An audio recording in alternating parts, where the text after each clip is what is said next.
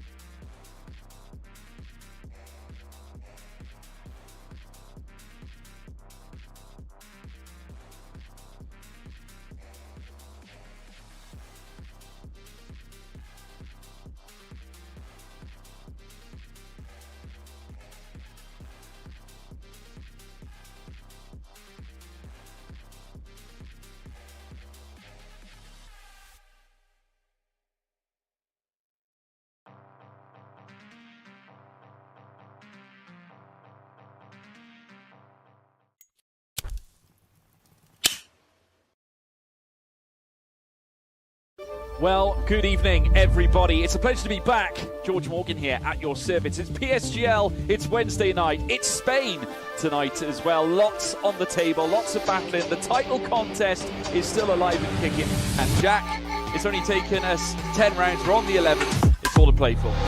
Boromant goes on the inside and takes the lead on the final lap of the race. Now it's side by side between Boromant and Warner, but Boromant's got the inside. Guest star here in this phenomenal race. Cameron Dowd looking to take P2 in his very first PSGL F1 PC race. Incredible to say the least. You see their Putin to lead. 1.5 seconds. DRS is the name.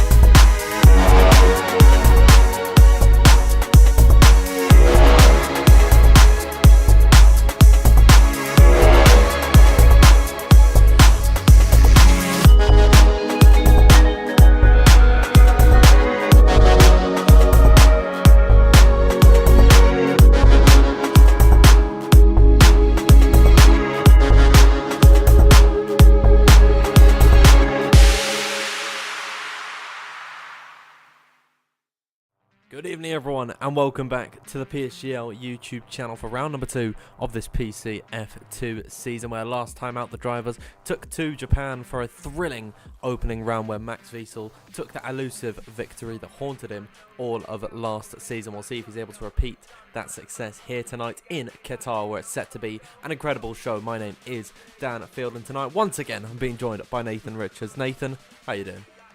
I'm doing good. I'm excited for tonight. I think this is probably the race I'm most excited for in this whole season. Qatar obviously was there last season, and we had quite a cracker of a race. I was watching back some of the F3 race earlier on this evening, and that was also a lot of action. So I'm very excited to see what this night can bring with some very competitive drivers. A bit of a change up as well, a few more reserves being put in place, so a few new faces we can see how they can perform in this F2 grid.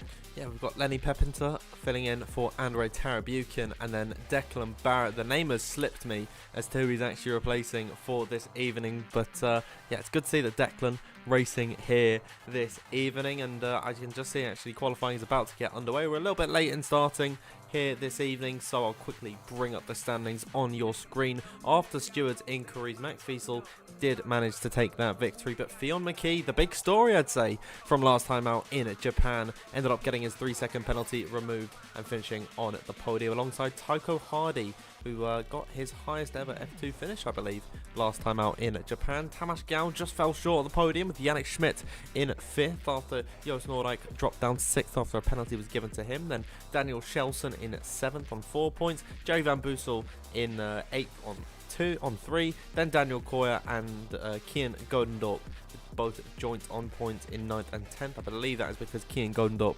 ended up taking the fastest lap in that race. After, of course, the safety car came out, Nathan, it was an incredible showing, and hopefully Qatar, I mean, last time out was pretty interesting to see what happened, but maybe today it could be even more fun. Yeah, it was, and just a bit more information about the reports and the inquiries from last race. Obviously, Fionn McKee got that 3-second penalty removed after he got pushed off at, I think it was turn 2 on lap 1. So obviously he got then bumped up to 2nd. Drake Dempsey also got a qualifying ban for contact with Sergio Spino at turn 3, but he's not racing here today, so obviously he'll serve that when he comes back probably next week at round 3. Tamas Gal and Joost Noordijk both got penalties for contact with other drivers. That was then at turn 17 and then at turn 2, so that's why they dropped down from P2 and 3 to P4 and 5. Yeah, I or mean, P4 and 6.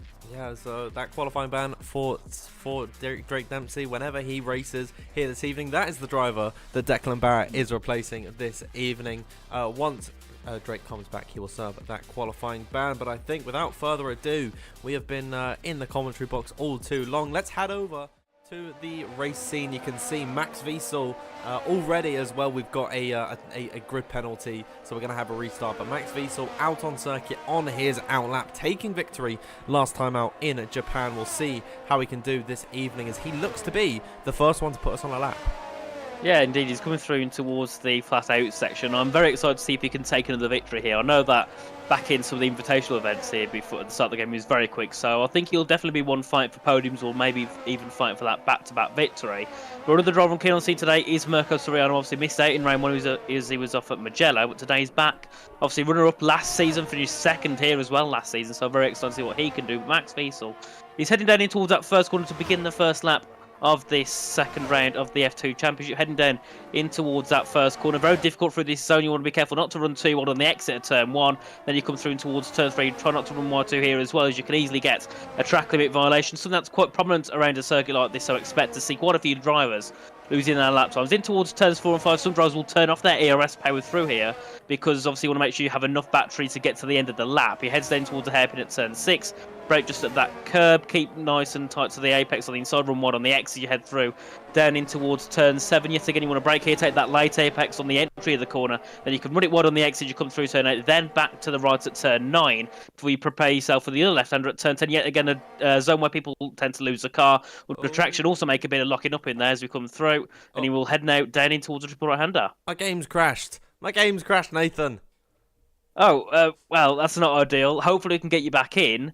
If not, we can look at sharing the screen again, but just let us know if you can get back in. So we'll look at Max as he still comes through towards the end of the final corner, and a bit of radio commentary just for now until Dan can get himself back in.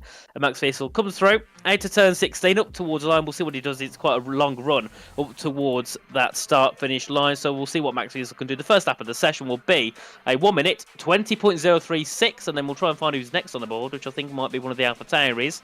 So that will be Tycho Hardy, possibly up to the line. He goes into first. He gets quicker than Max Wiesel, 120.005. And trying to find some more drivers on the lap. We've got one of the Alfa Romeos, that's Kian Godendorp up to the line. He goes quickest there. First driver into the 1 minute 19 to the 19.960. Then we've got the other AlphaTauri of Jerry Van Bussel up to line. He's invalidated, so he won't complete that lap. Got a few more coming through on board with Ray Imtiaz coming through the final corner as well. We'll see what he can do. Sergio Sabrina going fourth there, just a little bit shy of Max Wiesel's time. Tomasz Gal goes into fifth there, about a tenth and a half off of what Max Wiesel and Sergio Sabrina did, so he needs to find the improvements on the lap. And Ray Imtiaz goes to the top with a 1 minute 9 seconds, with a 1 minute 19.992. Danny, you able to get yourself back in? I've got an invite from Louis Welch, very kindly giving me an invite there, but yeah, I'm just loading back in, so I'm not able to see anything on the screen, but we will get an update for you very soon. Thank you, Nathan, for the radio commentary. Might have to hold on a little bit longer whilst I get into the session. Can take a little bit of a while to load, but yeah, I'm about to get back into the lobby now. Won't be an F2 stream or a Danfield stream without a few issues. Of course, Marcus Soriano went really wide at the final corner, so he's going to invalidate that lap. Big shame for him, so he will go out of the first lap of qualifying without a lap set on the board. We're still trying to wait to see who's on a lap. Lenny Pepinta's let off, Legend Rosenberg's let off, Jared Van Bussel also invalidated. Jan Halliday to the line, where does he go? He goes into P11 there with a 1 minute 20.23. But I think the big surprise after those first flurry of laps is Tomasz Gal, then in P12, about nearly 3/10 off the lap time of King Godendorp, who's done a very good lap to put himself onto pole. And Liam Stevens as well in the top three, obviously finished in 17th last of all the drivers that did finish the race. So it'll be very nice to see him fight for some good positions. And I've finally been able to get back into the lobby so you can see all the times on your screen. And it is indeed an F7R12 at the moment, a lockout of the front row for them. Kian Gondorp setting the fastest lap last time out in Japan. It seems like over the course of one lap, he's got some decent pace. At the moment, though, we're waiting for a few more drivers to get their out laps over and done with so we can see them, push to the limits. We're just watching Louis Welch very kindly getting me back in the lobby. Fingers crossed, Nathan, don't get any more crashes for the remainder of this session. But, if that's the case, I might need you to jump back in. Yeah, I think we should be fine though. Hopefully it's just that one, bit of unluckiness. And I think it happened to us last season, didn't it? I think it did in Belgium, if I remember correctly. That's what happened to us. Very unfortunate that is the case sometimes, but yeah, should be able to stay in the rest of the session. We've got Joost Noordijk out on circuit, heading in towards turn number 1 after taking a penalty last time out in Japan. It's a real shame that he's not been able to capture as many points as he can, and I think that's been a recurring theme for Joost Noordijk both last season and now following into this season. If you remember, in China and Mexico, he got a fast lap. He got a win in both of those races on circuit, but stewards' inquiries and then a penalty in Mexico for not providing footage, I believe it was, ended up losing him both of the wins. Maybe tonight could be his night as he files his way in towards now the second section, where it gets very technical through here, and this corner can catch you ever so slightly, running ever so slightly wide till the end of your lap. And Joost Noordijk right on the limit, keeping it, using all the circuit he really can throughout this lap. It's very nice at the minute. It is, yeah, he's doing very good so far. It would be nice to see him get back on the podium, or at least try and take maybe a victory here tonight. So he comes through in towards the flat out section, turns 12 through to 14. You don't need to even lift, you don't need to brake at all through this whole section, flat out the whole way. And then you come down towards turn 15, where you just want to shift into 6th gear, keep it flat through there still, and you run wide, and that is the last thing you want for Joost. Alright, it is to run wide at turn 15 and lose that lap. So big shame for him. Louis Welch is on a lap time. He's coming down in towards turns 13 and 14. Let's hope he can make it through turn 15 safe and sound as he shifts down to 6th gear, turns it to the left, keeps it within the track limits. Very nice there from Louis Welch. Heading now in towards turn 16, where he will complete his first lap of the session. Currently, the pole time is from Kian Godendorp with a 1 minute 19.960. So we'll see where Louis Welch can go as he goes up towards the line. What is it for Louis Welch? Will be P1 with a 19.854. And that is a very big surprise. Louis Welch at the top of the timings by a tenth of a second. That's my pad goat there, setting the fastest lap of the session, a 1 minute 19.8454, over a tenth clear of Kian Godendorp in second position. Yannick Schmidt is what I originally went to, going just 4 thousandths off the back of Kian Godendorp, but then Louis Welch blows that time out of the water. A great effort from him there. I wonder if Track Evolution, though, has anything to play in that. Will we see in the remaining 9 minutes of this session any quicker laps? I believe that we will. I mean, most drivers now coming out onto the circuit. I'm trying to see. There's an AlphaTauri furthest up the order. It's not Daniel Coyer. That means it is PSGL PS F1 champion last season, I believe that is. Hopefully I'm not wrong. I mean, that'd be some pretty poor research knowledge from me if that's the case. But Jerry Van Bussel heading in now in towards turn number 1 to begin his first lap of the second, at least one that is valid. I'm not too sure if it came out initially on the circuit, but in towards now the first corner where Lewis Hamilton and George Russell had their collision in the real-life Qatar Grand Prix race. Nathan, I wonder, you said that the F3 start was quite chaotic. I wonder if that's going to be the case tonight. Yeah, it was. Coming towards, I think it was in towards turns 4 and 5. There was 7 cars involved. One ended up in the wall out of the race, and then 6 of them at the end of the lap into the pit lane for a new front wing. Let's hope it doesn't end up like that here in PSGL F2. I think we'll see a bit of action, but hopefully not to that extent. As Joe Van Bussel coming through in towards turn 7. Yes, he was right. He was the PSF1 champion last season. I think it was Reyes as well who was involved in that battle along with Kean Gondup. I think those were the top 3, along with someone else who I don't believe is racing here tonight. So those 3 should realistically be up towards the top of the field. Obviously Kean got 10th and got the fastest lap. Reyes I don't think had the best start last week in Japan. He didn't score any points, and neither did I think Joe Van Bussel did. Yes, he got P8 in that race. So let's hope he can try and keep that consistent point scoring, and he won't for now as he's into the pit lane because he went wide at turn 15. That has caught many drivers a victim, and well, definitely not an ideal scenario at all. And you can see still 5 drivers haven't set a laps on that. Even, you know, with 7 minutes to go, that is quite a lot of drivers who've made mistakes. Sergio Sobrino up towards the line now. We'll see what he can do. He'll go to the top of the order. 1 minute 19.890. Very nice time from him there. Who is up next towards the line? I see a Haas in the final sector, but that is Joost Nord. No, that's Legend Rosenberg, I believe, coming into the pits. Joost Nordijk actually beginning his lap. Sorry, I can see now Szymon Lekomski up to the line, almost improving by 2/10, but he's completely flat on the back 3 up towards the line. Going to sacrifice some straight line speed there. Nevertheless, still to the top of the order by 8 thousandths of a second. Make that 7 because now Kean Gondorp goes just ahead of his teammate by 1/1000th of a second at the line. Daniel Shelson maybe looking to make it a McLaren party at the top of the order. We'll see what he can do. It's P8 for the time being, just creeping towards that 1 minute 19, which now 8 drivers have because Lenny Pepinter comes to the line and sets a nice 1 minute 19.936. So the times are coming in thick and fast at the minute. Where is Mirko Soriano, one of the championship protagonists of last season, unfortunately falling short at the hands of Jack West in the final round of Abu Dhabi. No Jack West on the grid. It's going to be a slow start for Mirko, being due to the fact that he didn't start in that first race. He's now 16 points back from Max Wiesel, but there's still 10 rounds left in this championship. Will Mirko Soriano improve on his qualifying form, which we've really been struggling with in the last season? Is season 35 the turn of a new leaf for the Italian in the Ferrari? We'll see what he can do as he comes across the line now. It is going to be P5 for the time being for Mirko Soriano. 1 minute 19.923 from him. Immediately relegated now by Joost Nordijk, who's come to the line. Yeah, I just looked at how close the grid is. The top 14 is separated by 0.2 of a second.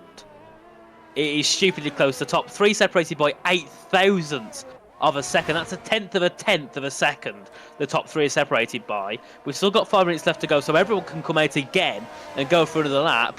I think, Dan, we're going to have a cracker at the end of this qualify session. And Mirko Soriano as well, very good for him to be in 6th position. We've got Joost Nordijk, who's jumped up to P4 then, just 15 thousandths back off Szymon Lekomski on a 119.816. So, yeah, it's very close. And at this point, anyone could take pole position. It's an incredibly tight qualifying session at the minute. Max Wiesel did take an early lead in qualifying, and coming off the back of his win in Japan, he should be in high spirits coming into Qatar this evening in that Red Bull. His teammate earlier on in qualifying set it on provisional pole, still remains in that P5 position. Red Bull camp could be very happy here this evening as Max Wiesel now heads in towards that in towards the end of that first sector. And you did notice that he did indeed turn off the ERS coming through turns number 4 and 5. That is to save enough battery to get to the end of the lap down that straight. Max Wiesel improving ever so slightly on his lap. However, those couple hundredths are going to be able to elevate him up potentially into the top 10, and that's only in the first sector. Now coming off the exit of what I believe is turn number 9 or 11 or 10, I'm not too sure really around this track, but into the third sector now. He is purple in sector 2 and up by 1.5 tenths. This looks to be a great lap for Max Wiesel. Yeah, at the moment he's looking on for a possibly a mid 8 a mid 19.8. So we'll see what he can do as he comes through in towards the final sector. Obviously, he can still get a lot of improvements, especially in his final corner. You can find a lot of time through there if you could just push the car through, try and run as wide as you can without invalidating the lap. We'll see what Max Wiesel can do. Currently in 16th. Where will he go as he comes up towards the line? He will take P6 just a little bit behind his teammate, 1,000th behind his teammate. I've noticed there's a lot of drivers. We've got Keen and Sergio separated by 1,000th, Louis and Max separated by 1,000th. We've got Yannick Schmidt and Jan Hade on the exact same time, and then you've got Racer 1,000th behind them. A lot of drivers very close together, and I think, you know, when you got second and third separated by 1,000th, and you look all the way down, it's also really close. I think, you know, you'll see people in P15, P16 setting a lap time, putting them second, and then by the end they could all be back down in P15. The improvements are just really, really large as the session comes through. We've got about, I think, 3 minutes left of the session, so yeah, I'm very excited to see how it ends off, and I think anyone could take pole, so don't rule anyone out. Yeah, we'll see how this qualifying session ends. It is Szymon Lekomski currently at the top of the order and on pole for the time being, but now 3 minutes left to go in this session. We know that Lekomski has great qualifying pace, and we know that Kian Godendorp, he set the fastest lap last time out in Japan, could signify some good one-lap pace. Sergio Sobrino also, normally we don't see him at this end of the field. He's normally in and around that midfield. It's great to see that both Alfa Romeos are kicking it at the very sharp end of the order. We'll see how this session ends out. Kian Godendorp will be the first driver to set us on a lap. Szymon Lekomski is going to be one of the last with 2.5 minutes left to go. He is going to be able to get to the line. I think most drivers will. Max Wiesel, I think, is really going to be the only one, Nathan, to not set a lap at the end of this session. Yeah, which is going to be a bit of a shame. He's on a 0.85 and all the way down to 14th. They're only 10th back, so this might not be the best situation for Max Wiesel, but I'm very keen on seeing the top three at the moment, seeing if they can keep that top three, seeing what they can do in the race. Obviously, Lekomski scored no points last time out. Kian Godendorp scored only 2 in 10th, and Sergio Sobrino didn't finish the race. So those three, a bit of an unknown, haven't really been at the top of the order yet this season. You can see Max has retired. So if they can stay around that top three area, I'm going to be very excited to see how these races can go. And also, it brings even more people into that possibility of a championship fight. We're only on round 2. And in these past 2 rounds, we saw so many people at the top and at the bottom of the grid. Obviously, in round 1, we saw people that were near the back, right at the front here in round 2.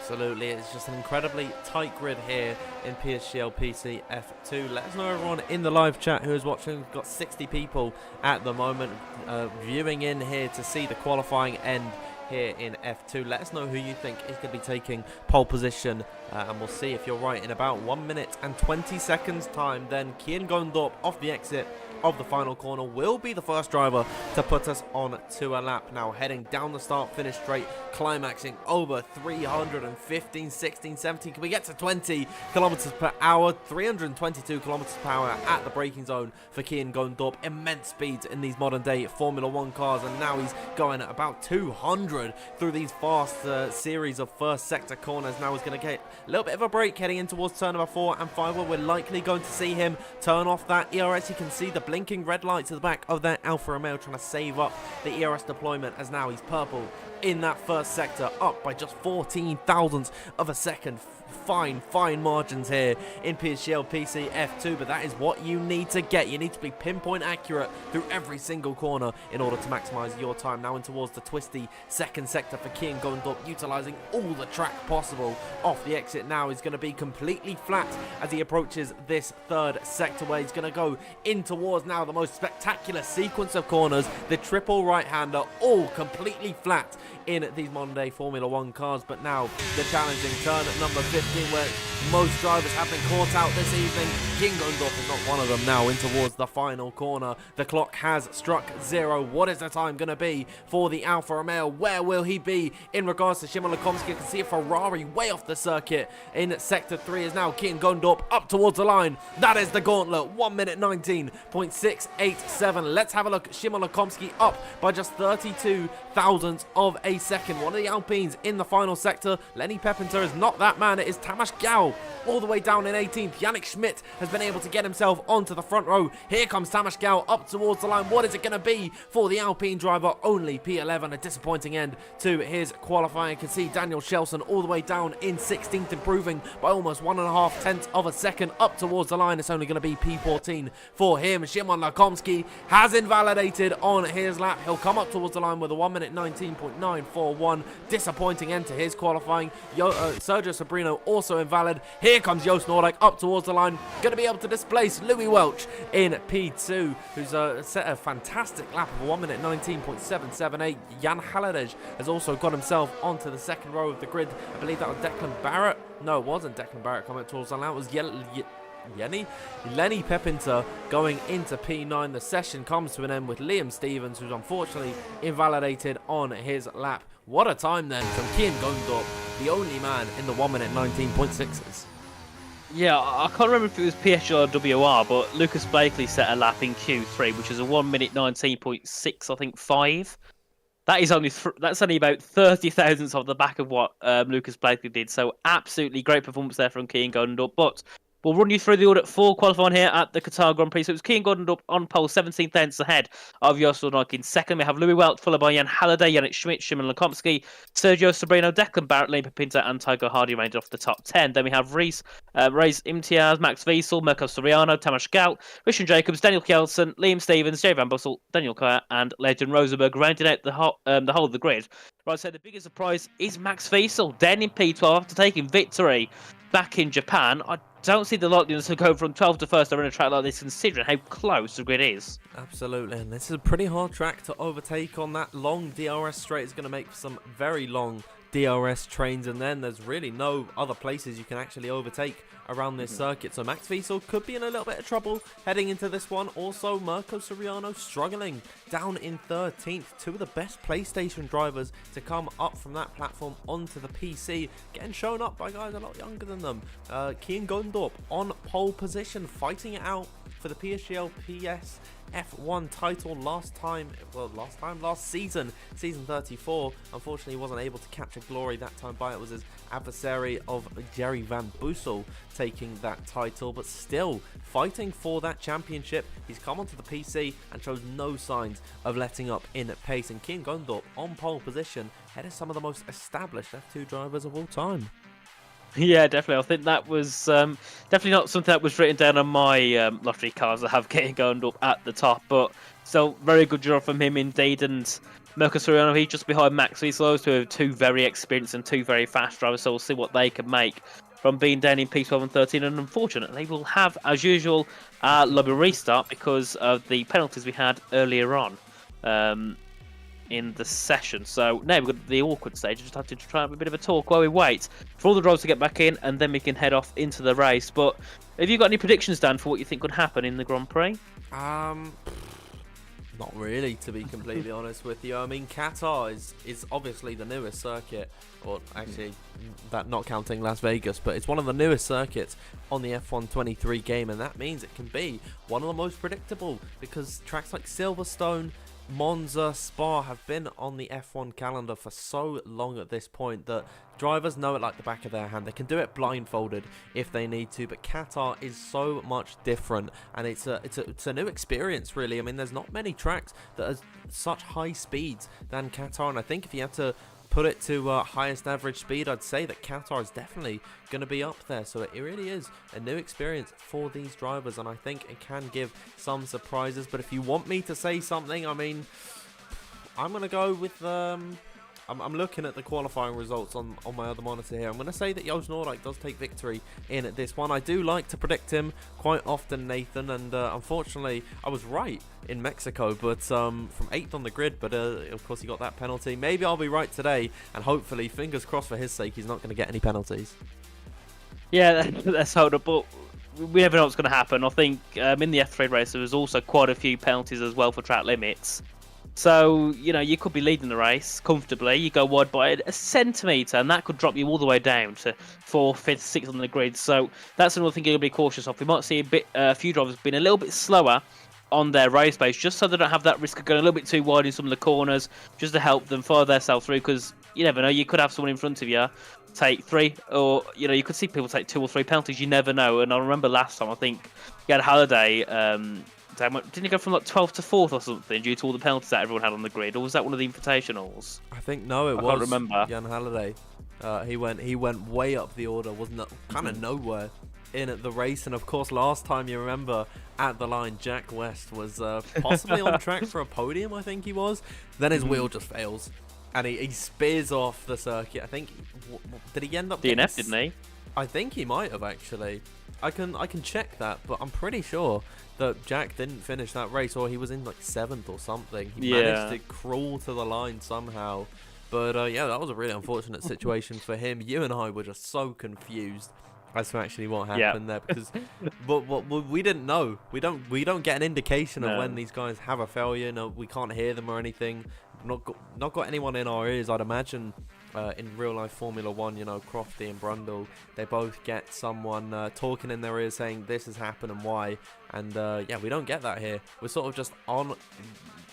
It's all on our own wits, and we just saw Jack West spearing off into the wall, so we didn't really know what happened there. But yeah, it was a funny situation. Sad for Jack West, but definitely a little bit of a humour to be pulled from that for us. Let us know, everyone, in the live chat. We've got 71 people watching at the minute. Some of your predictions that you have in the chat. I can see that PSR Max says Kian wins by 10 seconds. Could be a very bold prediction there. I think Kian Gondorp, surely. Showing the pace that he has in qualifying and over 1 lap in Japan, taking that fastest lap, finishing in P10 by the end of it. I think he's got a good chance here this evening, but we know that typically on this F1 23 game, Nathan, whoever starts on pole most likely isn't going to win the race. Yeah, and sometimes I don't understand why. Like, yeah, sometimes it's worse because you haven't got the DRS or whatever, and sometimes you've got to kind of control when you pit and when the others pit. But there's been times where people have been leading by a long shot, and then something really weird happens, and they end up being, leading from first by 3 seconds all the way down the bottom, and it's always when they start from pole. So maybe the person who starts in second, which is Joost Noordijk, could take that victory that he's been waiting for a long time. He was obviously looking for the double victory back in season 34, where he got penalties for something with the shoes inquiries and also a penalty for an incident on track. That carried on to the second race, so we went from first to like 5th and 6th. Then last week he got a penalty again when he was fighting for 3rd. So maybe this time around he can actually get that victory. We know that the chance of winning from pole isn't very likely. Joost is next in line, so maybe, Dan, the stars are aligned for him tonight. Maybe. I mean, Joost Noordijk has got some incredible pace on the F1 23 game, and he's been like this for a good few game cycles now, where he's just consistently at the top of that F2 grid, but he's not really been able to grab that brass ring and really take it in a championship fight. So I think Joost Noordijk tonight could have a good opportunity to potentially grab that win. I'm looking at some of the predictions in the chat. We've got Bradley Holdham, who I believe was racing here last week, if I'm not mistaken, says Tycho for the win, starting from P10. It's going to be a tricky one for Tycho Hardy. Joran Visser, hopefully I've said that name right, says Kian P1, Tycho P2, race P3. And if you're unfamiliar, that is a triple F7R podium there. So maybe a little bit of bias coming out there, but he does say non-bias. So, how do we know? And PSR Max says Legend last to first. Could be an interesting one. Ooh. Legend Rosenberg didn't get a qualifying lap at all, and we know he's quick in the Middle East. I mean, he was fast in Bahrain, I remember, and he was fighting for the podium, but ended up getting a penalty, if I'm not mistaken. Yeah. He won it on circuit, but then a penalty for a bit of a late maneuver on Mirko Soriano gave actually Joseph Loke the win at the end of that one. And now Francesco Largo says Kian P1, Kian P2, Kian P3. We've got the cloning machine out here testing it for the very first time here, actually, in PSGL F2. So yeah, could be a potential triple podium for Kian. But Nathan, a lot of predictions, all with varying outcomes. It's great to see that just the unpredictability of this F2 grid really is showing in all these predictions. Yeah, well, I wouldn't be too surprised if we did get a triple F7R podium, because I believe there's like 7 of them in the grid. You got Daniel, Kian, Reyes, Legend, I think Jerry, Tycho, I think there might be one more as well. So yeah, there's a lot of them, so it's definitely possible. And Kian and Reyes have showed a good job in qualifying. Unfortunately, Legend at the back of the grid.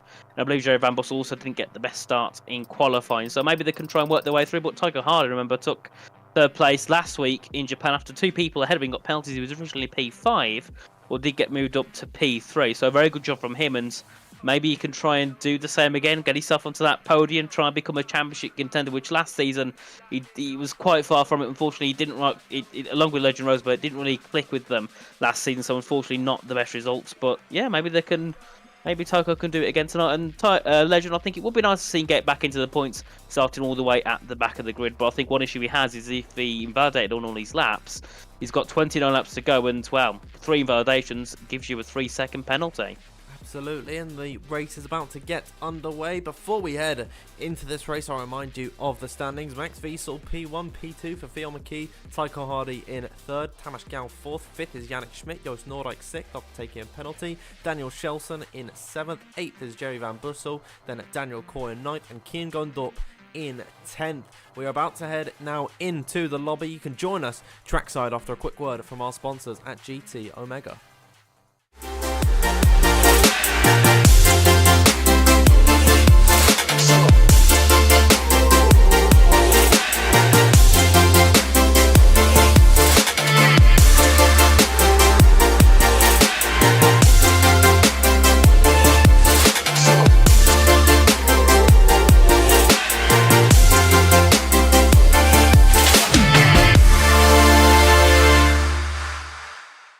Welcome back, trackside here, everyone in Qatar, where we're about to get ready for this race to get started. On pole position is Kian Gondorp, and ahead of Joost Noordijk. 2 Dutch drivers, I believe, locking out the front row for Alfa Romeo and Haas. 2 teams that don't typically see the very front of the order. Should make for a very interesting race, as here we are already getting started. 5 red lights here in Qatar. And we are underway for the Qatar Grand Prix, and it looks to be a good start for Kian Gondorp. Heading in towards turn number 1, Louis Welch with a fantastic getaway, already being able to overtake Joost Noordijk around the outside at turn number 1. Now following in towards that first sector, Kian Gondorp clearing the Red Bull at the front, but it is Joost Noordijk losing a position. Now Declan Barrett and Sergio Sobrino fighting it out. Lenny Pepinter and Tycho Hardy also scrapping for 9th and 10th, as now they're going to run wheel to wheel in towards turn number 4 and 5. Lenny Pepinter along the outside of the Alpha Tauri, still running wheel to wheel through here. It's been all clean in towards turn number 6. Wow, lots of drivers going very deep on the brakes, but Nathan at the front of the order. Kian Gondorp gets away well. Yeah, very good. And also we've got 3 wide in towards turn 7 with Tamas Gal up this side of Max and Risha and Jacobs in turn. Also, one of the Alpines also getting a bit of tap there. That was Lenny Pepinter getting a tap from his teammate into turn 9, and a big slide there from Lenny Pepinter. Off the track he goes. And I think that was also after an incident with Max Wiesel through towards turn 10. Tamas Gal gets himself into P11. Max Wiesel now looking for a move on Lenny Pepinter to get himself into P12 as they go through in towards the flat out section of 12, turns 12 through to 14. Max Wiesel into the top 12. Mirko Soriano there getting himself ahead at Daniel Kjelsen, who's also trying to get himself back ahead of the Ferrari in towards turn 15. And further back, we've got the 2 teammates at Mercedes of Liam and Rishan fighting towards turn 16. Let's hope they don't copy what Lewis Hamilton and George Russell did last time out in Qatar. As I head back then towards turn 1, a great start from Louis Welch. Could be looking for the lead as they head in towards turn 1, unless he backs off. He does back off, so not wanting to make the move in towards that first corner. You can see there Declan Barrett looking for a move there on Lekomsky. Lekomsky's going to try and fight it back around there, so I couldn't do so in towards turn 1. Obviously, remember Declan is on the medium tyre, so he should looking to move his way through the grid quite nicely. But a very good start for the Aston Martin. Jen Halliday, who told me before the race he wasn't going to do very good because he's recently, only a week, been onto a load cell.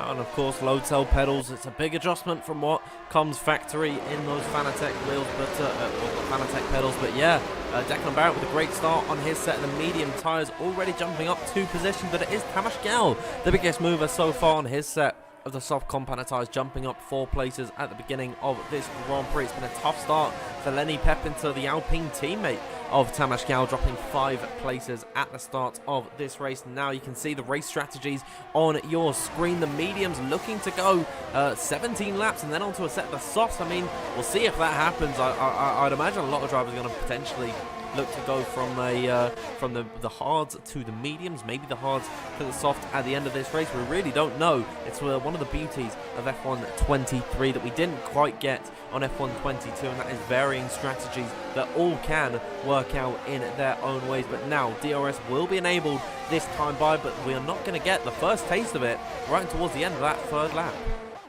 No, it was Declan Barrett then gets himself into P5 ahead of Yannick Schmidt. Great straight line speed there from Declan Barrett into that first corner. Yannick is going to try and hold it around the outside. Can't do so, a little bit less grip on those hard tyres, of course, on these first opening laps. As we come through now, Declan Barrett could be looking to get himself past his teammates. So it would be a very good start for Declan. Obviously, was only called in, I think, about an hour before the race, so Drake Dempsey couldn't make it at the last second. So very nice for him to get himself in quite late. Limited practice, now running in the top 5 in the Qatar Grand Prix. Could also be looking to pressure for the podium as he's right on the back of his teammate Jan Harday already as they head down in towards that 7th corner. And also congratulations to Declan Barrett as well for getting himself into the McLaren Veloce development team for the upcoming esports season. Well done to Declan Barrett. It seems like the reserve drivers this season really are impressing. I mean, Phil McKee taking a podium last time out in Japan. Now Declan Barrett fighting it out in and around that top 5. We know that Declan Barrett, of course, being, I believe, formerly PSR Smokey, he's got a lot of experience on the Xbox platform, now coming over to the PC, and he's adjusted incredibly well. He's taken like a fish, it's a duck to water, I believe that saying goes, and he's fighting it now in and around that top 5 position, but closing to the back of his teammate. This is when it's going to get a little bit difficult for those moves to be made, given that they're in a DRS train now heading in towards turn number 1. Louis Welch will pull to the inside. Here comes Joost Noordijk though. Could be 3 wide in towards this first corner. Joost Noordijk going to get 2 into 1. He'll be able to take the lead. Louis Welch able to overtake Kian Gondorp, who drops 2 places in that first corner. The top 5 already beginning to break away from the pack. They are already. You can see Declan Barrett looking for move on his teammate in towards turns 4 and 5. Very close as they all file through in towards the end of this first sector. A few moves also being made further back. So the grid all closing up as they head through. And Declan, you can see a lot more grip on his medium. So he goes to the inside line, he does. But Jan defence to the inside has to go to the outside for Declan Barrett. Can he get a switch back on the exit at turn 6? He'll go for it now. Down towards turn 7. Can he send a lunge up the inside into the corner? No, he can't. A little bit too far back. We can see he's got a lot more pace than Jan Harday, but Jan's doing a great job at defending from his teammate behind. They head through towards turn 9, pushing his teammate through. Declan Barrett is going to get the move to turn 10. No, we can't. I think he went for a bit of a dummy move, but couldn't quite pull it off. And Yannick Schmidt as well, sitting comfortably behind in this battle as they head through up in towards turns 12 to 14. And I think it probably could be next up where we see Declan Barrett going ahead of his teammate, because he's already got a lot more pace. And the issue is, if he doesn't get past him soon, Yannick Schmidt is right on his tail, as you can see coming through turn 16. Yannick pushing Declan through, pushing Jan through in towards turn 15. So they head into the final corner to begin lap 5 of 29, and we'll see if we have any moves at the top. As there we go, Declan Barrett went very wide at the exit of the final corner. That puts Yannick Schmidt right on his butt, but you can see a lot of pace, a lot of straight line speed in that Aston Martin 4. Declan Barrett as they head down towards turn 1. Yeah, Declan Barrett going to be able to hold on to that position. Rishan Jacobs getting through on Lenny Pepinter, who continues to sink down the order, but they're going to run side by side in towards that first corner. Rishan Jacobs going to force out Lenny Pepinter ever so slightly. Pepinter has to back off on the inside. He wasn't going to get any room there from Rishan Jacobs. We know Rishan is a bit of an aggressive driver, but that was a very clean move from the Mercedes driver. Lenny, though, going to be very frustrated with how this race has started for him. Now on lap number 5, but look at the front of the order. Declan Barrett kind of stagnating in his progress up the order. He's still been able to make up 3 places in this Grand Prix, so it's been a great start for the reserve driver, filling in for Drake Dempsey this evening. Drake was towards the top of the order at one point in the F2 race last week, but then now, after a collision with Sergio Sabrina, will actually have a qualifying van for the next event that he takes part in. Yannick Schmidt all over the rear of Declan Barrett. Yannick had a great Japan. He ended up finishing in P5 after Joost Noordijk's penalty dropped him down into P6, looking to reclaim some of that glory here this evening in Qatar, all over the rear of Declan Barrett. We'll see in towards turn number 1 if the Williams driver is going to be able to get it done. Now off the exit of the corner, he'll be on the battery and on the rear of the Aston Martin, following in his wheel tracks in towards the first corner. They go, get Declan Barrett, not losing any speed though in comparison to Yannick Schmidt, who will be able to, not be able actually, to go for that move up the inside. Declan Barrett going to hold on to that P5. Yeah, and also we saw Tamashkar looking for him on Tiger Hardy, but just couldn't quite get it done in towards that first corner. So he's still down in P10, and considering he's on the soft tyres, I would have thought he would have made more than 4 positions. So not the best start at all, I don't think.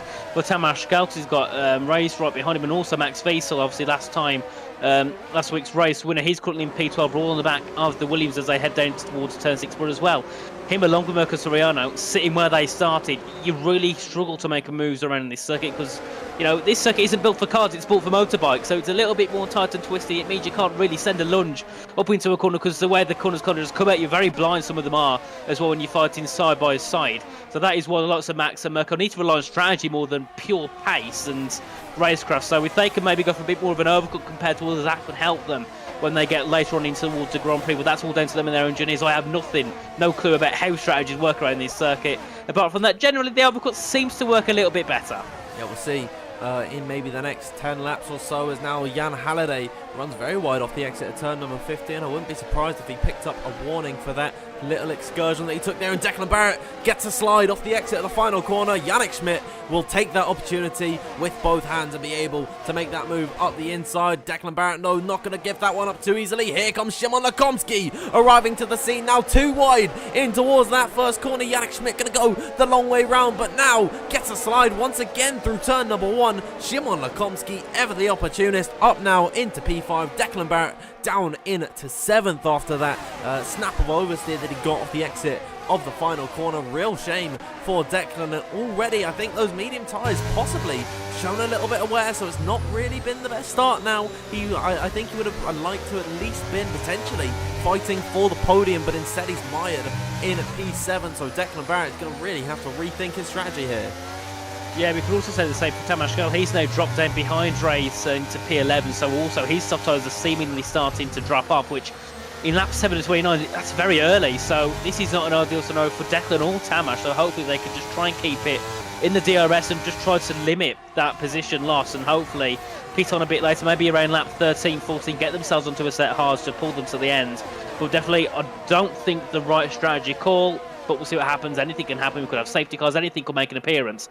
By the time we get halfway through this race, I'm just keeping on board with Yannick Schmidt, who's looking to get a little bit closer to the back of Szymon Lekomski, who's made a lot of opportunistic moves so far, up into P5 already. As we can see a little bit further back, Sergio Sabrina looking for a move on Declan Barrett to put himself into P7. Bit of a late move there from those moves. They're heading towards turn 1. It will be Declan up the inside. Sergio tried to hook it around the outside. That will give Sergio the back to the inside for turn 2. Can he get it done on the Aston Martin? He will get it done on Declan Barrett. Bit of contact through out of turn 2 and 3. Well, they make it through safe and sound, and Sergio Sabrina now into the top 7. Very good job from him indeed. And Declan is starting to lose a lot of pace because Tycho Hardy is already on the rear of him as they head down towards turn 6. Yeah, those hard tyres really coming into their own. The mediums beginning to drop off in pace ever so slightly. Should still be able to take Declan Barrett a good few more laps in this Grand Prix, but the hards look to be the quicker tyre at this point in the race. We'll see what happens though for the continuation. We're only on lap number 8 of 29, so next time by it'll be 21 laps to go. Still a long way left in this Grand Prix, and we'll have to see how it all works out. Szymon Lekomski's got some great pace at the minute in his McLaren, starting in P5, dropped a little bit at the beginning, but now he's starting in P6, dropped a little bit at the beginning, now has been able to get himself up into 5th. We'll see how this race turns out for him, because Jan Halliday looks to be struggling for pace, and now Szymon Lekomski in towards turn number 16, the final corner is all over the rear of the Aston Martin. He gets a great exit now, heading on towards the start-finish straight. Can he utilise his battery and the straight line speed of that McLaren to potentially go up the inside? It doesn't look like it this time by the DRS, really helping out Jan Halliday there, allow for him to keep P4 ahead of Szymon Lekomski, who at the moment, Nathan, I think might be the quickest driver in the top 5. Yeah, he's got some great pace and looking to try and get himself ahead of Jan as quick as he can. And also to note, Lenny Papintra's got a 3-second penalty for track limits. And also, Lekomski, they're going a little bit wide through in towards turns 4 and 5. But yeah, that, it's going to happen. Lenny's the first one to get that penalty. And I think we'll see many more. And probably we'll see quite a few in the top 10 get 3-second penalties, because the track limits, I think, along with like Austria, probably some of the harshest, I think, on the F1 calendar, especially here in the PSGL calendar. Very difficult for you always to keep yourself within that track limit, because it's you go wide by a centimetre, not a metre, a centimetre, and that can give you such a big penalty, which I think sometimes is a bit unfair. But then we could understand the argument that just stay within the track limits. Yes, it's it's easy in theory, but when you've got so much things going on in your head, so many things to control and look after, sometimes staying within track limits can get a little bit chucked to the back. So yeah, I think we'll see quite a few more people get those penalties as we come through in towards turn 15 with Lekomski, who's looking very quick compared to Jan Halliday. Remember that Jan did have a, I think within the last week got himself some load cell pedals, so that's why in the braking zones he seems to be a little bit slower sometimes and running a bit too wide in towards those corners, so that's why you can see sometimes down towards turn 1 Lekomsky it's a way better exit than Halliday. So we'll see if we get any position changes. We do have some position changes further back. That's Tycho Hardy inside of Declan Barrett in towards that first corner. Declan now down to P9, was up in P4 a few laps ago, now all the way just nearly outside that top 10, so he's going to start thinking soon of that strategy change and maybe going onto those hards a little bit earlier than he would have planned in the first place. Declan Barrett now beginning to sink like a stone down the order. He's officially lost positions in this race, starting in 8th, now dropping to 9th. It's been a tough race for Declan Barrett, not being able to get through on his teammate. Maybe Nathan, they could have played the team game there and helped out Declan Barrett just for a little bit. And Jan Halliday maybe not defend that position all too much, try and allow for him to get up the order ever so slightly a bit more. Maybe he wouldn't be sinking down the order. So could be a little bit of team play that needs to be ironed out for these two in coming weeks, because when you've got the likes of, I'm trying to think of a teammate duo that really do work well together. Louis Max. Louis and Max. You remember in Japan last time out, they worked incredibly well together with Louis Welch holding up the traffic, and that wasn't even, Max Wiesel said in the interview that they weren't in a VC, but Louis just did that off its own volition, playing the team game. Now Louis Welch looks to be rewarded for that this evening, because he is in a fantastic position. I'm actually really happy to see that Louis Welch is running in that podium position, as now Race Imtiaz gets around down the inside of Tycho Hardy. Declan Barrett looks to potentially go around the outside of Tycho Hardy and towards that first corner. It seems like Race has some great pace at the moment. A little bit of a rhyme there, very nice to see. But on lap number 11 of 29, we're getting through the laps actually, I feel, quite quickly, Nathan.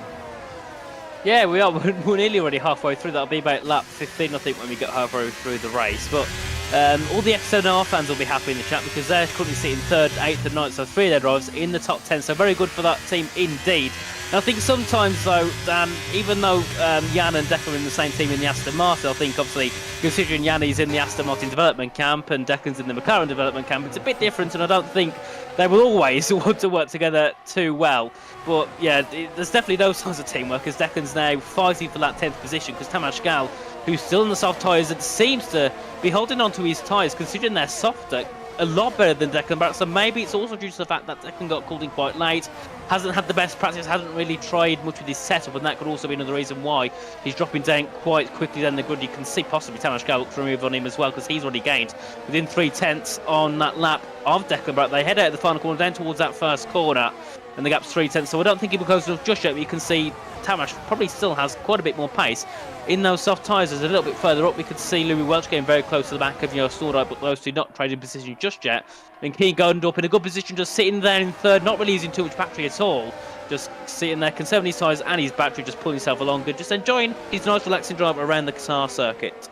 Yeah, I mean, Keane Gundorp on pole position. He knows he's got the pace to fight it out with Jos Nordijk and Louis Welch, who have both been able to get up at least one place in the Grand Prix after their move a few laps ago. It feels actually quite a while ago. Jos Nordijk, of course, going for that double overtake up the inside of both Louis Welch and Keane Gundorp, seizing that opportunity to make a double overtake in some spectacular fashion for the Haas. Let's have a look then at the ERS. 68%, 70% for Jos Nordijk, 100% in that Red Bull battery, and then 90% for Keane Gundorp, who's utilising a little bit off the exit of the second sector. Jan Halliday also has quite a bit, only up 50% for Szymon Lekomsky. Yannick Schmidt almost completely full in the battery, and Nathan, around a circuit like this where there's not many heavy braking zones actually at all, it can be really difficult to recharge that battery. So around here, ERS management is going to be key.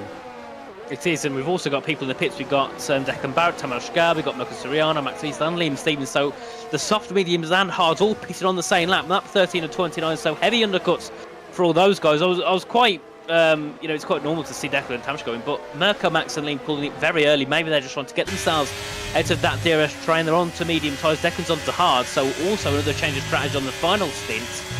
Yeah, I think maybe it's going to work at the start, but I don't think it'll work towards the end, because you got those on the hards going on to that overcut. I think they'll be a lot quicker at the end of the race. If you saw last, no, in E-Series, I know it's on Bahrain, different track, but it's that similar, similar heat, similar temperature, similar degradation. The overcut worked so much better at the end, and that brought Dylan Warren straight at the top, and he won by 2.5 seconds. Absolutely, we'll see how this race works out. The overcut really can work around a circuit like Qatar, but Tamas Gale, Marcos Soriano, Max Wiesel and Liam Stevens, Nathan, none of them were actually running in the points. Declan Barrett's a little bit of a different situation for him. He's going to want to get the most out of these hards, but those four weren't in the points, so really they don't have all that much to lose. Actually, Tamas Gale, I do tell a lie, was running around that P10 position. However, being on the sauce, he really couldn't stay out much longer. But Mirko, Max and Liam, yeah, not running in the points paying positions, not really all that much to lose. Why not go for the cheeky undercut? And now the top four all coming into the box.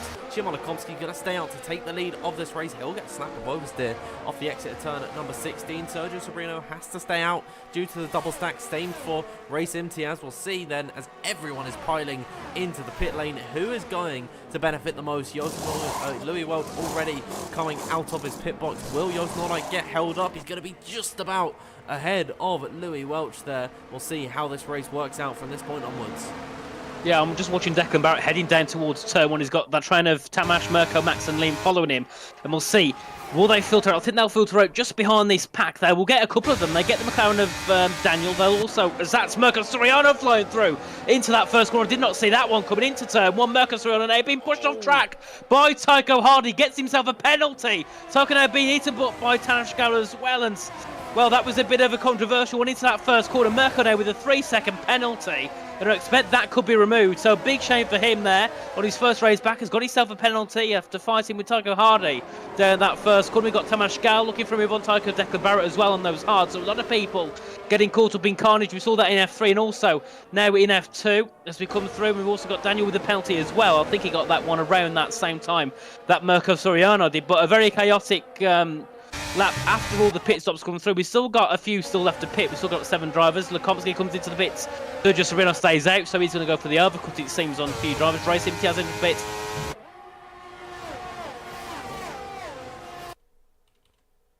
I think Nathan's frozen. Nathan's frozen on my side of things. I'm not too sure if you can still hear me. No, Nate. Okay. Nathan's left the session. Oh, dearie me. I mean, I don't know what's happened there with Nathan Richards. I'll pull up my Discord so I can actually see if he is indeed able to get back in the call. But yeah, we'll see how this race turns out from this point onwards. A few more drivers coming into the pits, but it's Mirko Soriano with the fastest lap this time by. Look at how many drivers looking to go for the move in towards turn number 1. Seems like Declan Barrett really is beginning to hold up this train. Max Wiesel right in the thick of things, following in behind Declan Barrett. Liam Stevens going for the move on Daniel Shelson, who got a 3-second time penalty last lap by. It's that's really not going to phase him. Those now in towards turn number 4 and 5, still wheel to wheel between the pair of these two, the McLaren and the Mercedes driver. It's going to be Liam Stevens with the inside line for the heavy braking zone of turn at number 6. Daniel Shelson still going to keep it around the outside. Rishan Jacobs of Race Imtiaz also scrapping it out. Race Imtiaz losing a lot of places due to this overcut strategy. We'll see if he's able to utilize those 2-lap fresher tyres than the likes of Max Wiesel and Liam Stevens. Sergio Sobrino finally going to come into the pit lane at the end of this lap. Nathan's unfortunately left the call on my side of things, as now where's Sergio Sobrino going to emerge? He's just coming into the pit lane now. Jerry Van Bussel, Lenny Pepinter and Daniel Koyer all staying out on circuit, and I wonder, are they going to try and go for a set of the soft tyres towards the end of this race? I can see that Nathan is now back in the call with me, not going to be able to get back in the session for the time being. Hopefully for the rest of this race we can be a commentary duo here. Yeah, would you be able to share your screens? I can't get in. No, I can't. It completely ruins the OBS. I'm not too sure really what the best course of action. I've tried this before, I think, when someone's game crashed, maybe Ginger Andy's, all the way back in season 30, I think, or maybe Andy was actually streaming. I'm not too sure, but it really does mess with the OBS stuff. So I'm not too sure, Nathan, if I'm able to talk to you here. If anyone is able to get an invite somehow to him, whether that be a driver. I'll just check actually if I'm able to send you an invite. No, I can't at this point, unfortunately, Nathan. Well, of course it happened to someone, and it was you at the start, now it's me at the end, and unfortunately, it's when no one has the chance to have an invite. Get a safety car period. I'll message Louis Welsh or something and get you into the lobby. However, Jerry Van Boosel coming into the pit lane at the end of lap number 16 of 29. Lenny Pepinter and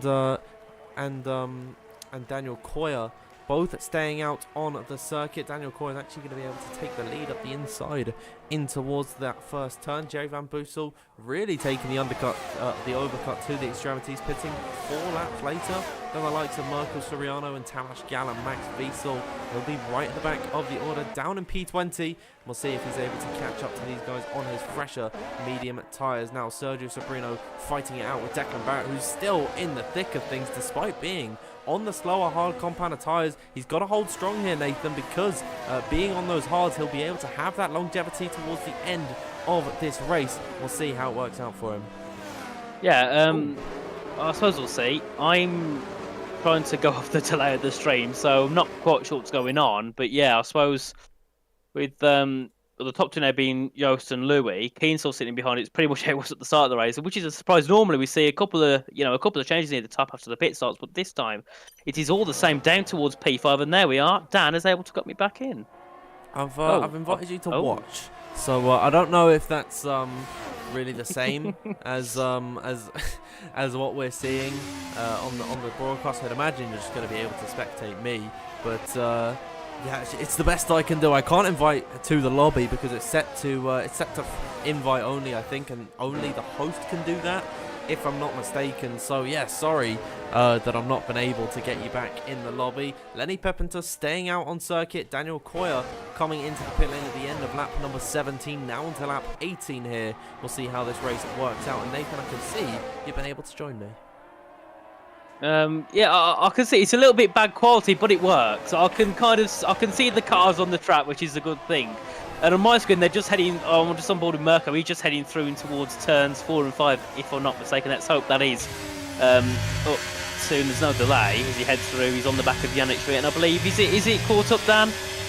Yeah, now they're braking in towards turn number 6. Mirko Soriano running ever so slightly wide. He's got Tycho Hardy up the inside of them. What can the AlphaTauri driver do? Taking a podium last time out in Japan. He's also got Szymon Lekomski on his rear, trying to make those 2-lap fresher tyres work out. But it's just so difficult to overtake along this circuit as we'll continue along in this race. Tycho Hardy remaining in a P8 despite going for the move on Mirko Soriano, who now, Nathan, has lost a lot of time to Yannick Schmidt. Yeah, he has, and that is not a very ideal thing at all. He's still got Tycho Hardy behind him, and those who had a bit of previous history earlier on, and just trying to see what's going on as they head through in towards the final corner. I can see Dan trying to send an invite. Let's hope he does, and he can send an invite. There we are. I didn't know that was a thing. I didn't know you could do that. So, well, it's not all doom and gloom for now. I'm actually able to get back in and got to be able to see the cars in a bit more than 144p. Well, thank you to the help of both Jono Martins and Bradley Holdham for sort of teaching an old man how to work out a PC. So yeah, thank you very much. Nathan has been able to get back in the lobby, and we'll see how this race continues on from this point onward. Now Lenny Pepinter coming to the pit lane. He's the most recent driver to pit. He's onto a set of the softs, but they've got a lot of time to make up on that entire pack, stemming from one Haas to another. Joost Noordijk leading this race. Legend Rosenberg at the rear of this train in 16th. The big Haas sandwich at the minute. There's a lot of battles in the filling. Definitely, I'm just on the back of Szymon Lekomski. He's heading down in towards turn 10 on the back of Mirko Soriano. Big side as well for Tycho Hardy going through there. And I think, obviously, Szymon's got the best times out of all of them, P1 down to P8. So hopefully he can make a couple of moves throughout the field as we come through towards the remainder of the race. We've got 10 laps remaining. I don't think, for once on this game, I don't think we'll have that much of a surprising ending, because you can see no one can really overtake. They're all on the back of each other into turn 1. Some of them move out the slipstream, but others they just can't quite get that move into that first corner. They have to back out because it's a very tight turn 1 bit. I'd say it's quite a bit of a weird line towards that first corner. So sometimes, you don't really want to take that risk into turn 1.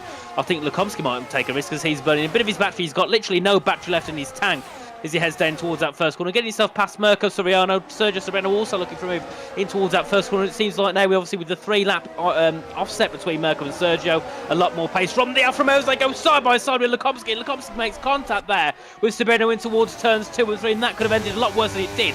Could have ended very similar to how it did for Japan. For Sergio Soriano, but makes it through. He's in P8, still on the back of Lukomski, got better tyres, so surely will be looking to charge himself through the field, but that could have ended very badly indeed for him. And then further up we can see Tycho Hardy, he's looking for a move there on Yannick Schmidt for a little bit too far back into the braking zone. But yeah, that was quite an interesting one towards turns 1, and that's an example of, you never know what's going to happen down there. You can sometimes misjudge the corner a little bit, and you can end up taking someone off the circuit. And luckily, Lukomski and Sergio Soriano, with their experience, made it through safe and sound with a bit of contact. Yeah, Mirko Soriano wouldn't have been happy to see Sergio Soriano going for a move on him after what happened in Abu Dhabi last season, which cost Mirko Soriano the season 34 PSGL PC F2 title. But yeah, we'll continue along this race now. 10 laps to go. Or I'd imagine actually it's going to be 9 at the end of this tour. We'll see how this continues on. Joost Noordijk has led majority of this race thus far. However, both Louis Welch and Kian Gondorp have been able to get the better of him in this race. And Jan Halliday seemingly working out his new pedals a little bit. He's been able to keep with the leaders very effectively in towards the first corner. They go. He's taken a very different line to the leaders at the front. Meanwhile, Sergio Soriano has been able to get the move on Szymon Lukomski. It seems like Sergio Soriano, with his incredibly fresh medium tyres, 2 laps fresher than all of the medium runners ahead of him, from first down to 6th. Maybe he could be a bit of a dark horse at the end of this race and potentially fight for a podium. Well, DNF in round 1, maybe a race win in round 2. You never know what could happen. It's definitely possible because he's got some great pace in that Alfa Romeo so far. Looking further up, Jan Halliday, he did tell me earlier in Discord that he was struggling to get out the 1 minute 20s. He did a 1 minute 19.7 in quali and is now probably one of the top 5 quickest drivers on track. So whether he was lying to me or he's somehow really got to grips with that car and with those pedals very, very quickly. Obviously, we know that sometimes load set from no load cell to load cell can be quite a big change, and sometimes drivers lose a lot of pace. But Jan doing a very good job so far to keep himself within that top 4. He's got Yannick Schmidt right behind him as they head down in towards turn 15, so we'll see if we get an overtake between those two in towards that first corner. Yannick running a little bit wide there, and this is going to be trouble, having Jan and Yannick right together as they head into turn 16. So if I mentioned the wrong name, I'm very sorry, but they're very, very similar. So they head down towards turn 1 now, and this time Yannick just put out the slipstream. He hasn't got the pace to catch up to Jan in towards the red zone of turn 1. You can see a lot of people do that, all zigzagging in towards that first corner. Mirko Soriano, though, he's looking for a move on Lukomski in towards turn 1. Bit of a late launch there from the Ferrari driver. They go side by side, still a bit of contact in towards turn 2. Mirko has to try and send it round the outside. That will give him the inside for turn 3, but unfortunately couldn't keep it round the outside of Lukomski and then suffers back down to that pin eye. But luckily, the driver behind is outside that 1 second and he's on the slower tyre. So I think Mirko should surely be looking to secure that pin on as long as that penalty does get removed.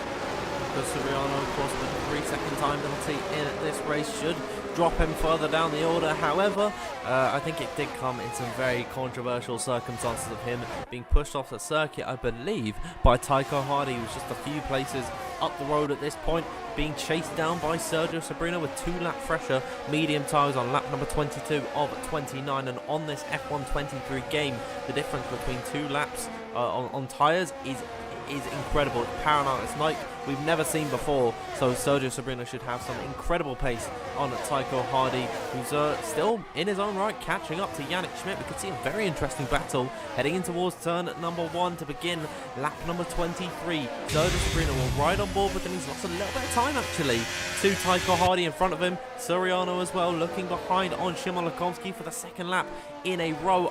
Is anyone going to be able to make a move? The DRS train really just hindering any attempts for an overtake. Louis Welch is really the only driver that can get close enough for a move, but in towards the first corner, he'll save his battery for as many laps as he can, and then Nathan, I'd imagine, go for it on the last lap. Yeah, definitely. I think the issue is a lot of people further back though also use their battery, so that does help them. Was at the top who, like, you look at Joost, Louis, P, and Jan have used hardly any battery. Further back, lots of Tycho, Sergio, Simon, Mirko have used pretty much all of their battery.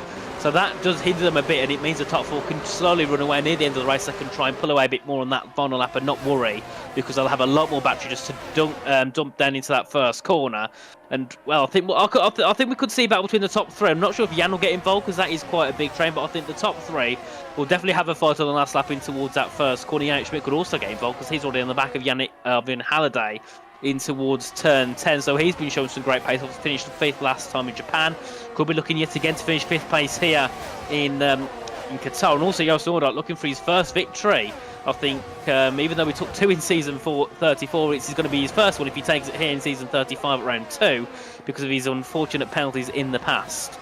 6 laps to go this time by Jost Nordijk, still leading the way as he has done for the majority of this Grand Prix. Penalties once again coming out down at turn at number 15. That is Jerry Van Bussel taking his first of the session. Further back behind though, Mirko Soriano looking once again on the rear of Szymon Lekomski into that first corner. The Italian driver just can't do it. He's mired down in P9, and the DRS train really is helping out Szymon Lekomski in tandem, I'd say, with those 2-lap fresher tyres strapped on to that Ferrari. 11 laps on these mediums. He's still got to go 6 laps in this Grand Prix. It's going to be very touch and go as to whether he's actually going to be able to make it to the end and have good pace with it. So we'll see how this race turns out. Someone who should be coming into his own, Declan Barrett, down in P10, 1.5 seconds off the back of Mirko Soriano. See how this race works out for him. Is now Sergio Sobrino as well, Nathan, all over the rear of Tycho Hardy, utilising those 8-lap-old mediums, whilst everyone in front of him surely going to be feeling the effects of tyre wear.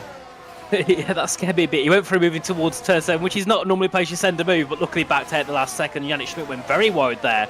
Coming out to turn 11, I think he also wouldn't have went off the track because he would have got a track limit warning. So he's 6/10 back from Yannick Schmidt. That puts Tycho Hardy right on his rear, and also Sergio Sobrino right on his rear as well. As they head down in towards turn 15, we could see him move down to turn 1 because Yannick Schmidt's lost a lot of pace. Tycho Hardy within 2.5 tenths of a second as they head into the braking zone at turn 16, and also Jan Hardy has gained a lot on the back of King Gundorf. Must have made a mistake because he's then lost 3 tenths, 4 tenths on the exit of turn 16, so obviously just getting used to his pedals might have broke a little bit too late in towards that corner, but they all head down to turn 1, and yet again, no surprise, there's no moves being made. As also we got Reis Imtiaz into the pit lane. Yeah, Reis Imtiaz we saw once whilst we were sorting out the invite issue, Nathan. Actually, Reis had a spin down at turn number 4. There might have been a bit of contact with another driver, and there is Reis Imtiaz, the first DNF of this session. His day is done on lap number 25 of 29. A sad way to go out for Reis, who's really not got off on the right foot this season. However, his F7R teammates of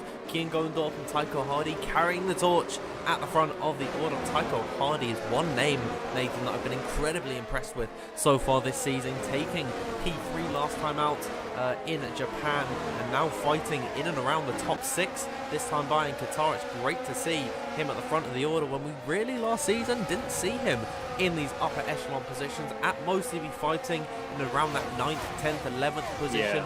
Yeah. On a good day he can get himself into 6th or 5th, so it's good to see him on a regular basis fighting it out in the higher points positions. Yeah, I think it could also be down to the fact of coming into a new season, maybe he's found a bit more motivation to practice a little bit more, and it's definitely paying off because he's had some great pace back in Japan, here today in Qatar. We'll see if he can make his way through the field. I don't know if he'll be able to make many more positions because of this DRS train being a bit of a hindrance to many drivers on the field. I think the only ones who can really make anything work now are probably Sergio and Lekomski, as they're on the better tyres. But yeah, again, that is also quite limiting because you can see the game within a tenth or two in towards the braking zone, but then as they come through, there's nowhere to make a move at all on the circuit apart from down towards possibly that hairpin, which is still a very difficult place to send a lunge and very easy as well for drivers just to move to the inside and defend that position. So I think we'll see a good battle between the top 3, but then further back, I don't think much will happen at all. So it's been quite a dull race, unfortunately. Richard Jacobs gets himself a 3-second penalty, and you can see further back, the likes of Liam Stevens will be moving up 4 positions. He'll be going from 15th to 11th because of all these penalties. That's something which I thought, I think it's something we expected, but surprisingly, we've had no one in the top 8 at all get a penalty.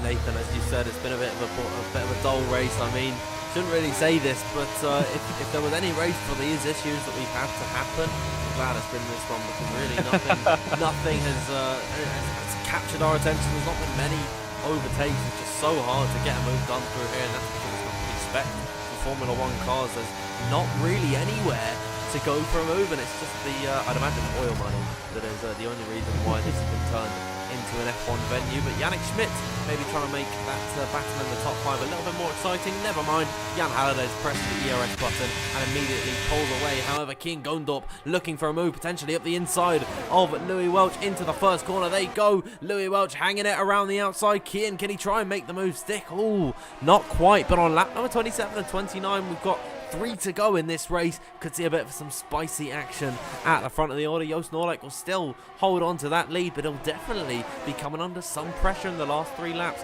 from both Louis Welch and Kian Gondorp. He will. I think it's going to be a very interesting final lap, and I think Joost, more than anyone here, wants to take that victory after losing on it so many times. I think he's definitely going to be fighting for it very hard on that final lap. We'll come through shortly in towards the penultimate lap, and then we'll have the final lap where I think we'll have all the action down in towards that first corner where any of these top 3 could even take a victory. Maybe we could see the likes of Jan and Yannick get involved in the podium position fight as well. As you can see, Yannick and Jan all got some great pace in this race so far. And maybe we could see him move further back for 10th position. You can see Kelton, he's right on the back of Declan Barrett, but he's got a penalty, so that, you know, we might not try and fight too hard for that, but he's got that 3-second penalty. Doesn't want to risk a DNF or risk losing lots of time. We'd rather just stick where he is and just try and defend from Tamas Gal if he can. So we come through in towards turn 15, then in towards the final corner to begin the penultimate lap of the Qatar Grand Prix. It is the top 5 for Joost Noordijk, Louis Welch, Kian Gondorp, Jan Halliday and Yannick Schmidt. So we'll see. Do we have any moves in towards that first corner? I don't think anyone's gaining really enough to make a move in towards turn 1. We'll look at Louis Welch. Can he gain on Joost Noordijk? Yes, he can, but he backs off completely into turn 1. Does not want to make a move whatsoever. And Kian Gondorp is too far back from Louis Welch, so Louis knows he can completely lift off into turn 1 and use that DRS. So Louis Welch looking in the prime position to fight for the victory on that last lap. Yeah, he's holding off this time by. Let's have a look at the battery for all of the leaders. Joost Noordijk about 60% in his battery, 80% around there for Louis Welch, and then only 50% for Kian Gondorp. Could we see the Pad Goat taking victory here in PSGL PC F2, where I believe he was racing in F3 last season, if I'm not mistaken? So it's great to see him back on this F2 grid and scrapping it out with his former PlayStation rival of Joost Noordijk. In fact, the whole podium positions are 3 drivers who have all been on the PlayStation platform, and I would say in 3 different eras of PSGL racing. Louis Welch, of course, been here for a very long time. I think it's like his 15th season or something crazy at that point, fighting it out in the early 20s for PSGL PS F1 titles. Joost Noordijk fighting with the likes of Wilson Hughes and Duncan Hoffland in the later 20s, and now Kian Gondorp coming up onto the PC after becoming, not becoming champion, but fighting for the championship last season in PSGL PS F1, and they're all culminating here on the PC platform. Here comes Louis Welch now in towards turn number 1, up the inside very easily on Joost Noordijk. I thought Joost would maybe put up a little bit more of a fight in towards that first corner, but Louis Welch now on the final lap of this race, Nathan, leads the way. Yeah, he's doing a very good job. So they head through in towards turn 4 and 5 for the final time, and now Kian Gondorp, he wants to get himself into that P2, needs to push as hard as he can through here. He's got a little bit less battery than the others. Louis Welch is on about half a battery tank full, and Joost on about 30%, and Kian Gondorp on about 20%, and also Jan Halliday still got about 60%, so we still have maybe a last lap ball from Jan Halliday to try and get himself onto that podium position. Yannick Schmidt right behind Jan as they head through in towards turns 8 and 9, and also Sergio Sprino attacking Toga Hardy in towards turn 9. So still a lot of people battling for position on the final lap of this race. They head down in towards turn 11, and Yannick Schmidt still on the back of Jan Halliday, and I don't think he'll make a move, but Louis Welch so far, Dan, still 4 tenths ahead. I think he might still have this one in the bag. Could this one go to the line as they now head into the final sector for the final time in this race? Joost Noordijk all over the rear of Louis Welch as they approach turn number 15, the penultimate corner along this Losail Grand Circuit. As now in towards the final corner they go. Joost Noordijk will have the DRS on Louis Welch. Here we go, up towards the line. Louis Welch going to weave his way, try and break the toe. Joost Noordijk going to close the gap. Coming up towards the line, it's going to be so tight, but it's Louis Welch to take victory by just 300ths of a second ahead of Joost Noordijk. Kian Gondorp will hold on to third after finishing half a tenth clear of Jan Halliday, but what a win for Louis Welch here in Qatar. The Pad Goat reclaiming his throne. Incredible stuff from him there, taking victory ahead of Joost Noordijk after Joost led for so many laps in this Grand Prix. Louis Welch pips it on the final lap, and Red Bull, that is 2 wins in 2 races for them. Max Wiesel taking victory in the first race. We come to Qatar for round number 2, and it's Louis Welch winning here. Yeah, absolutely amazing there from Louis Welch, and also Joost and Keane as well to get themselves second and third, and they started first, second, third. They ended, and the ones who started in first, second, third ended the race. It was on the qualifying third, second, and first. And had they qualified fourth, Yannick Schmidt qualified fifth. So the whole of the top 5, it didn't really change much at all apart from the top 3. So unfortunately, not much action throughout the grid. Togo Hardy though did go from 10th to 6th, so he made a great job. Then we have Sergio Speedo in 7th, Simon Komsky in 8th, Declan Barrett in 9th position, who, even though that strategy didn't look too good, he still got himself into some points of Mirko Soriano. With that penalty, still got P10, so maybe if he could get that removed, that could move him up a position on the grid. So then we have Tomasz Golan 11th, Daniel Coe in 12th, Liam Stevens 13th, Daniel Kelton 14th, Richard Jacobs 15th, and Pinter in P16, Legend Rosberg 17th, Max Wiesel 18th, Joe Van Bossel 19th, and Ray Simtiaz DNF, and we'll finish in P20. But yeah, it was not the best race, but towards the end at the line, it was very close, 36 thousandths between the top 2, and then also further back, Keane Gondorp and Jan Halliday separated by 52 thousandths. Yeah, Louis Welch, I mean, returning to his prime of ILRT Louis. That name might ring a few bells for some guys. Of course, last time he was champion, he was donning that name all the way back in season 24 of PSGL. Now, over 10 seasons later, still kicking it at the very front of the order. Incredible stuff from him this evening. Joost Noordijk, once again, I think is going to feel a little bit hard done by. He drove a great race in his respect, all respect to him there. But shame that it didn't work out in the end. And it's great to see Keane Gondorp taking his first podium in only his 2nd attempt here in PSGL PC F2. So Nathan, as you said, not the most exciting Grand Prix, but definitely some stories to be had there. Definitely, I think it's also good for the standings. We've got more people getting involved at the top of the standings. Obviously, Max Wiesel unfortunately scoring no points, so was first in the standings before. He could drop down, I think, probably now to about P4 or P5 in the standings. So not an ideal race for him at all. And obviously, for me, Theo McKee didn't take part because he was reserved and he didn't get picked today. Togo Hardy is, I think, still going to be around that P3, P4 in the standings. So still a very good job from him, and finishing P3 in Japan, now P6 here in Qatar. I think he's probably be one of the most consistent drivers this season so far. Obviously, we're only 2 rounds in, but he's still done a very valiant job indeed for the F7R and AlphaTauri team. Yeah, absolutely. I mean, it was a great race. Well, it wasn't the most exciting, but it was a great race. Good clean driving standards, which is what we like to see here in F2. Typically, Nathan, in the past few seasons, it's not been the most clean of affairs, but round number 1 and 2, I think they've really cleaned up their act. So maybe it was all Jack that was the problem last season. He's one of the only drivers that isn't racing here in season 35. So maybe, I'm just throwing it out there. Hey, it might not be the case. I'm only joking, of course. But yeah, well, I'm gonna bring us over preemptively to the interview room so we can just check and see if we've got anyone in the waiting room. Indeed, we have. Joost Noordijk is waiting for us. Joost, can you hear me? Yes, I can hear you. Alright, so coming in to this one this evening, you took a penalty in Japan, dropping you from, what was a podium position, I believe, all the way down in to 6th. Did that knock your confidence coming into this one? No. Well, fair enough. Yeah, and in qualifying, of course, it worked out very much in your favour. Just, 19 thousandths off the back of Keane Gondorp, so 200ths of a second. Was there any more in that lap?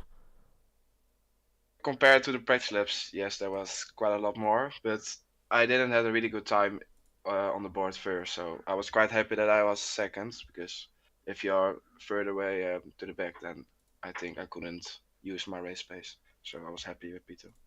Yeah, now on that final lap, we saw Louis Welch go for the move early, but you didn't fight it out all that much. Was the plan always to go for it up towards the line?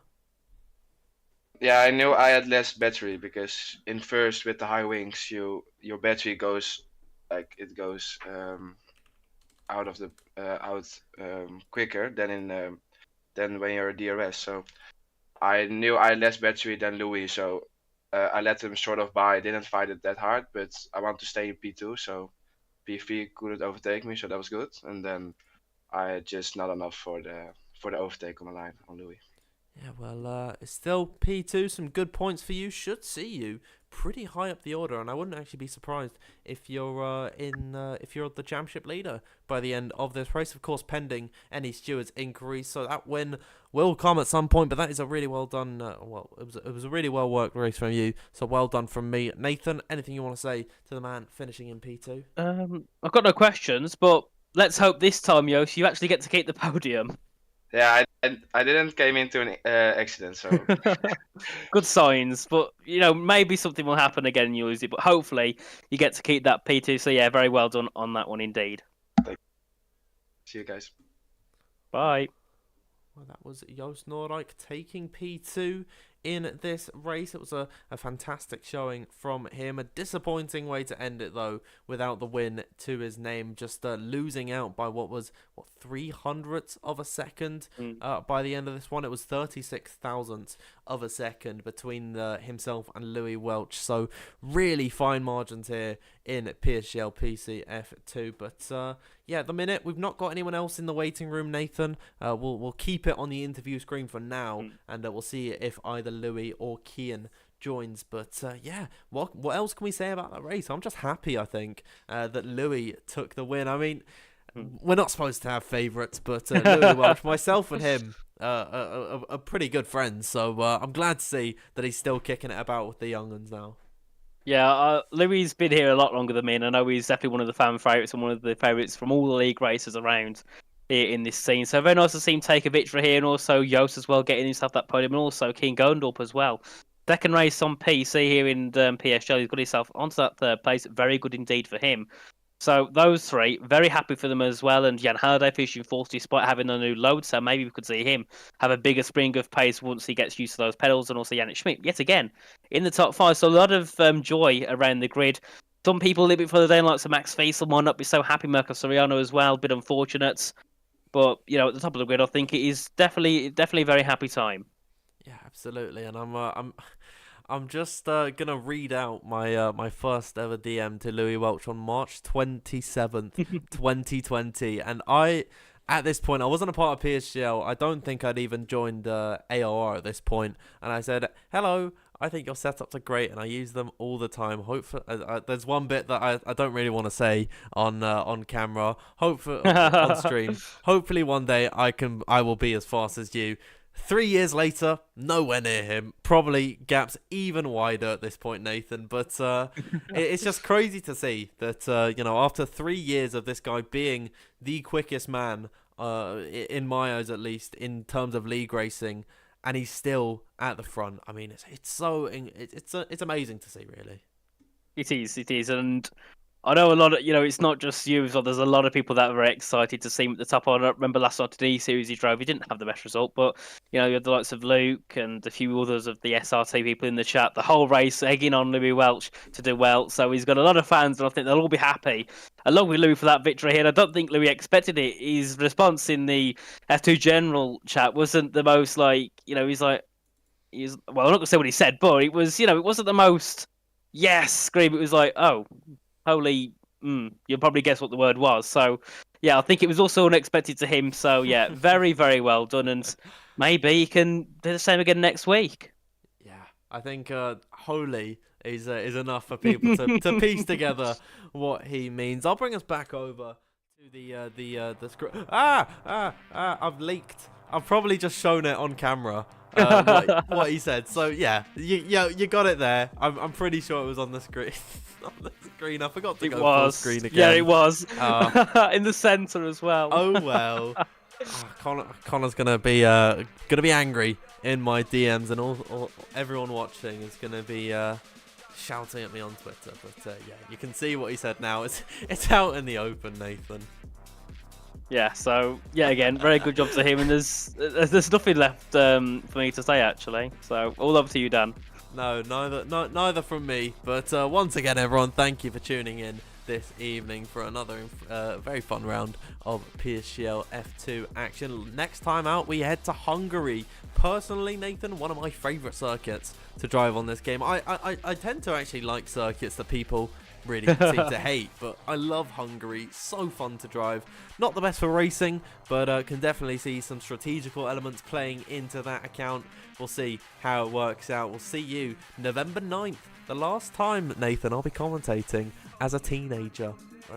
Oh, scary. I'll be 20 November 11th on the Saturday, so I'll be a changed man by round number 4. You'll see me in a suit and tie next 2 weeks from now. But yeah, thank you everyone for tuning in to this race. Thank you to Nathan as well for joining me. Well done to Louis Welch, Joost Noordijk and Kian Godendorp for taking the podium positions. We will see you next time out in Hungary. Thank you everyone once again for tuning in, and good night. good night.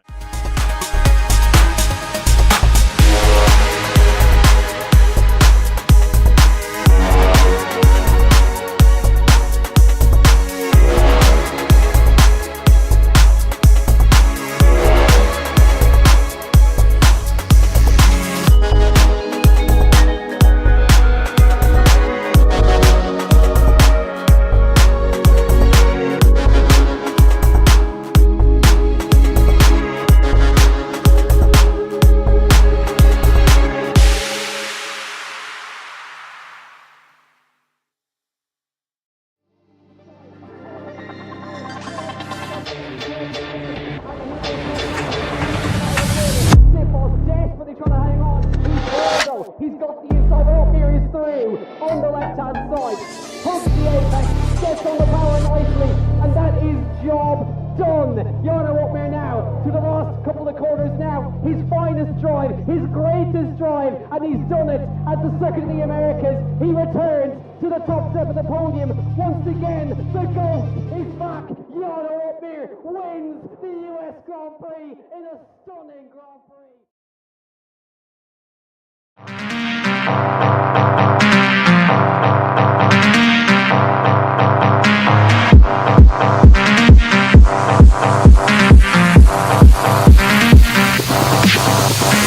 Cocaine in my nose, there got rose